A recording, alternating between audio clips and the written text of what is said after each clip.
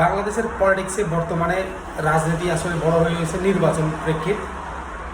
যারাকে জুলাইয়ের সম্মুখ সারির যোদ্ধা বলা হতো, তারাও এখন চুপচাপ বসে আছে নির্বাচনের প্রচারে ব্যস্ত, যেখানে তাদের উচিত ছিল জনগণের পক্ষে কথা বলা।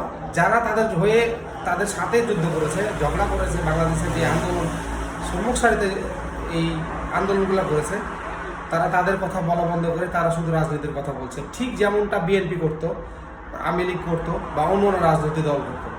একটা কথা ভুলে গেলে চলবে না, বাংলাদেশের রাজনীতি বাংলাদেশের জনগণের জন্য, যেখানে তাদের উচিত ছিল বাংলাদেশের প্রত্যেকটা প্রবলেমে তাদের একাত্মতা প্রকাশ করা। যে কোনো আন্দোলন, বিশেষ করে যে উসমান হাদির ঘটনা চলছে, এবং এছাড়াও জুলাই যোদ্ধাদেরকে ইচ্ছা মতো মামলা দেয়া, হয়রানি করা, যখন তখন পুলিশের নির্যাতন করা, এগুলোর পক্ষে এনসিপি কোনো মুখই খুলছে না। তারা চুপচাপ বসে আছে শুধুমাত্র ভোট করার জন্য।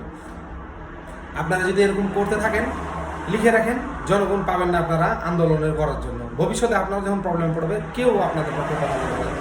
ঠিক যেমনটা করেছিল বিএনপির ক্ষেত্রে। বিএনপির আন্দোলন সফল হয় নাই, কারণ তারা জনগণের পক্ষে কথা বলতো না। এই জন্য তারাকে এত বছর অপেক্ষা করতে হয়েছে।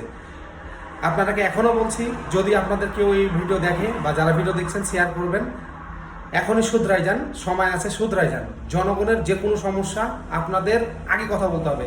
পলিটিক্স এটাই, মানুষের পক্ষে আপনারা কথা বলবেন, মানুষ আপনাদের পক্ষে কথা বলবে। ঠিক যেমনটা উসমান হাদি মাত্র কয়েক মাসের ব্যবধানে লাখ লাখ ফলোয়ার্স বানিয়ে গেছে তার এই বাংলাদেশে। তারা যদি সে আজকে বেঁচে থাকতো, তাহলে তার আজকে জনগণের অভাব হতো না। অথচ সে কোনো পলিটিক্সের সাথে জড়িত ছিল না।